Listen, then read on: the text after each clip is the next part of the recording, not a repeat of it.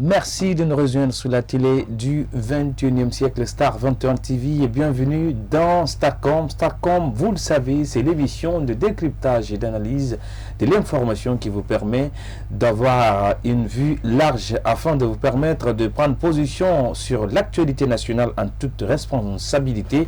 Il faut le dire que dans cette émission consacrée essentiellement aux mesures préventives prises par l'État guinéen pour contrer le coronavirus, il faut le dire désormais, l'information fait état des nouveaux cas de Covid viennent d'être confirmés en Guinée. Ceci porte désormais à 22 au total des cas confirmés de Covid 2019 dans le pays, dont un cas guéri. Et face à cette situation, le président de la République, notamment l'État, a décidé de renforcer son dispositif de prévention contre le coronavirus. Dans une adresse à la nation ce jeudi, le chef de l'État a décrété l'état d'urgence sanitaire sur toute l'étendue du territoire national pour une durée de 14 jours renouvelable. Dans ce dispositif de prévention, plusieurs mesures sont annoncées dans le cadre de l'application de cette décision présidentielle.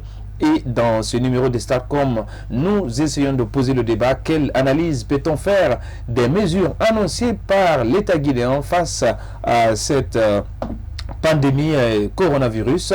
Que l'État guinéen dispose-t-il les moyens nécessaires pour faire face notamment à cette pandémie, et pourquoi pas pour l'application de ces dispositifs comme à l'arrêt dans la société? Que dire des impacts qui pourront découler de ces mesures annoncées sur la vie des populations? Ce sont entre autres des questions que nous tenterons de répondre dans ce numéro de l'émission Starcom avec notre invité du jour, honorable Ben Youssouf Keita. Il est le président de la commission de l'Assemblée nationale. Il faut rappeler tout simplement qu'il est également médecin généraliste, spécialiste en chirurgie digestive. Il est sortant des universités, notamment de la Havane et pourquoi pas du côté de Paris. Ça veut dire qu'à côté de l'aspect politique de notre invité, il est également un spécialiste de la question de santé. Avec lui, on essaie notamment d'aller au-delà de ces informations, pourquoi pas des mesures annoncées par l'État guinéen. Alors, honorable, bonjour et bienvenue dans ce numéro de Starcom qui vous reçoit pour une troisième fois. Et tout le plaisir est pour nous également de vous recevoir. Merci pour l'acceptation de notre invitation.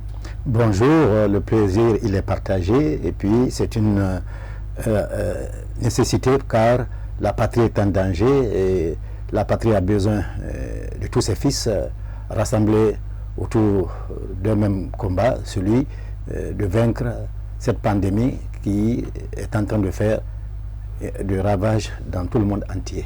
Alors, honorable, cette première question par rapport à cette pandémie du coronavirus qui aujourd'hui continue de faire des ravages, certains même y parlent d'extermination des humains désormais. Alors, en Guinée, certes que c'est peut-être la première pandémie d'une maladie qui affecte la Guinée. On a connu notamment des épidémies comme Ebola, comme le choléra et tant d'autres. Alors, vous, en tant que spécialiste, quel est le regard comparatif qu'on peut faire entre ces différentes épidémies que le pays a connues et comparativement au Covid 2019? Bien, la Guinée est habituée aux épidémies telles le choléra, la méningite. Nous avons subi de plein fouet en 2013-2014 Ebola, mais c'est pour la première fois qu'elle est confrontée à une pandémie. Ça signifie que le monde entier, le globe terrestre est touché. Parce qu'à partir du moment qu'une épidémie dépasse 2 continents, on ne parle plus d'épidémie, on parle de pandémie. Alors, nous avons subi de plein fouet Ebola, le virus Ebola, qui a tué plus de 2500 Guinéens, approximativement 3000 Guinéens, il y a de cela 4 ans. 4 ans.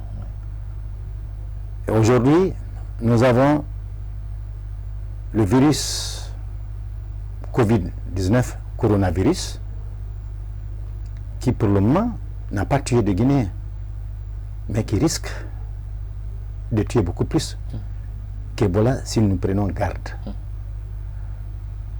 Vous savez bien, un Un virus, il faut le savoir d'abord, ce n'est pas un être vivant.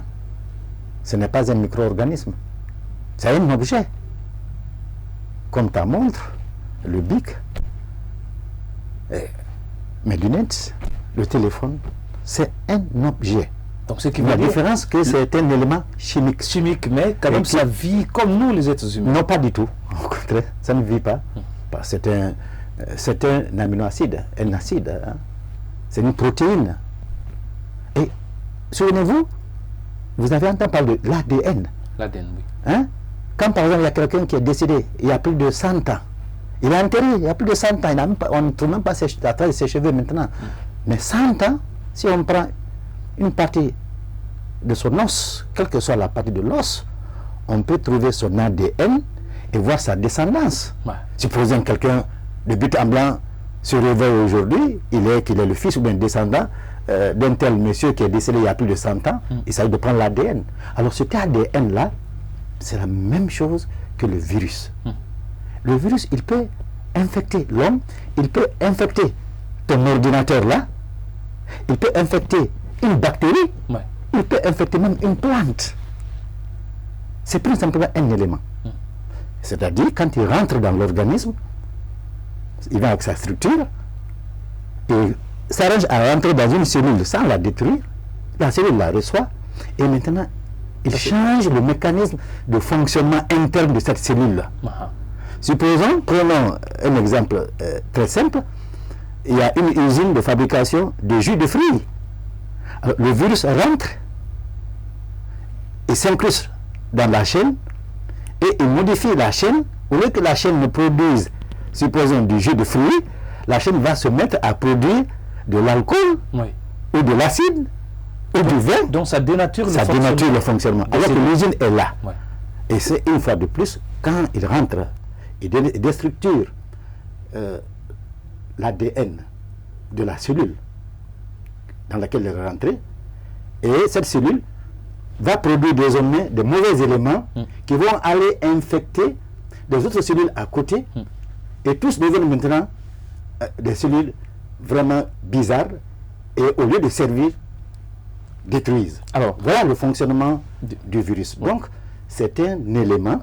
Alors pour le cas spécifique du Covid 2019, qu'est-ce que explique un peu cette gravité? Est-ce que c'est un virus qui s'accumule, nouveau comparativement aux autres? Qu'est-ce qui justifie cette gravité du virus? Les virus existent depuis des millions d'années. Et puis surtout les coronavirus, ils sont connus depuis 100 ans. Qu'est-ce qu'on appelle coronavirus? Le nom corona vient de la couronne. La couronne du roi, la couronne de Jésus que vous voyez. Vous comprenez? Parce que la structure chimique a la forme d'une couronne. Et c'est pourquoi on l'appelle coronavirus. Depuis 100 ans, ça existe. On appelle coronavirus tout virus qui s'attaque à la voie respiratoire. Tout virus qui s'attaque à la voie respiratoire. Donc ce n'est pas une première pour l'humanité, hein, notamment. Ce n'est pas une première pour le coronavirus, parce que vous avez des périodes de grippe, de rhume, d'influenza. Mais c'est la première fois pour l'humanité d'avoir le coronavirus Covid-19. Pourquoi Covid-19? Le nom Covid-19, c'est du coronavirus de décembre 2019. C'est un virus qui est apparu pour la première fois en Chine et qui a été détecté en décembre 2019. Raison pour laquelle on a dit coronavirus Covid-19. Alors, comme il est récent, il n'a pas encore 5 mois, on ne le connaît pas très bien, alors que les autres grippes, influenza, rhume, on connaît depuis une centaine d'années. On a vu des épidémies graves comme le SARS, syndrome respiratoire aigu sévère, qui a tué plus de 700 quelques personnes dans vous comprenez? Et le MERS, qu'on a connu, Middle East Respiratory Syndrome, qu'on a connu. Il y a également le H5N1 qui... Oui, mais tous ceux-ci n'ont pas été pandémie. La pandémie, c'est ce coronavirus Covid-19. Et sa particularité, c'est que ce virus s'attaque spécialement aux cellules pulmonaires. C'est-à-dire, quand il pénètre dans votre organisme, il reste quelques jours au niveau de la gorge. Si rapidement vous buvez de l'eau chaude, ou vous buvez de l'eau, ou du jus, ou quelque chose comme ça peut faire rentrer dans l'estomac. Donc ce qui veut dire, à cette période-là, c'est plus recommandé de boire de l'eau chaude, mais vous savez, tiède. Mais c'est que vous ne savez pas quand ça vous... Évidemment, c'est pour cette raison, dès maintenant, là, il faut commencer à boire de l'eau, que ce soit du thé, que ce soit de l'eau glacée, mais boire beaucoup d'eau. Beaucoup de liquide. De l'eau glacée, parce que j'ai entendu des rumeurs dire que tout ce qui est frais, c'est également... Non, que ce soit l'eau glacée, que ce soit l'eau chaude, pourvu que ça ne reste pas longtemps dans la gorge et que ça descende dans la trachée artère et venue dans les poumons. Quand vous buvez, vous savez, la trachée se ferme et l'eau ou le liquide tire les choses qui sont dans vos amygdales là, vers l'œsophage et descendent dans l'estomac. Une fois dans l'estomac, c'est chimique, il y a l'acide chlorhydrique. Puis l'acide chlorhydrique le détruit. Vous comprenez? Alors donc, quand le virus rentre, s'il dépasse la trachée artère, il n'est pas descendu dans l'estomac, il vient dans la trachée artère, donc vers le poumon, alors il va attaquer les alvéoles. Les cellules alvéolaires. Alors, si vous permettez, honorable, il faut dire quand même que c'est une contribution de la télé Star 21 TV à ce fonds national face au Covid-2019. Il faut dire quand même que nous ne restons pas à la marge des mesures préventives et c'est d'ailleurs l'objet de cette émission spéciale thématique vous permettant notamment, vous téléspectateurs, d'avoir une vue profonde sur ce Covid-19. Alors, on va aller avec cet élément de reportage qui montre un peu cette expression même si pas peur, mais du nombre de cas confirmés en Guinée s'allonge et également l'ANS est à bouchée double pour notamment trouver les possibilités de retracer et pourquoi pas les contacts qui sont dans la nature pour le moment. On suit l'élément, on revient après. Cas confirmé, c'est le chiffre actualisé par l'Agence nationale de sécurité sanitaire sur la situation du coronavirus en Guinée. La structure l'a fait savoir ce samedi à l'occasion d'un point de presse qu'elle a animé à cet effet. Selon le directeur général de l'agence, le dernier cas a été confirmé le vendredi 27 mars 2020. Un cas détecté sur les 10 personnes testées. Peut-être, je dirais, le regret de vous annoncer la détection d'un nouveau cas de coronavirus hier. Il s'agit d'un Guinéen qui a séjourné en France du 3 février au 21 mars et qui est venu dans le dernier vol avant la fermeture de l'aéroport. Il a commencé à avoir des symptômes, il a été testé hier, positif. Donc le cumul de cas aujourd'hui en Guinée, il y a 9 cas positifs, dont un sorti guéri. Et donc pour vous donner la charge de travail que le laboratoire a eu hier, il y a eu 10 nouvelles personnes qui ont été testées. Et c'est la seule personne qui a été trouvée positive. Et ce qui est important, il y avait près de 7 contacts des cas confirmés qui se sont révélés négatifs lors de ce test.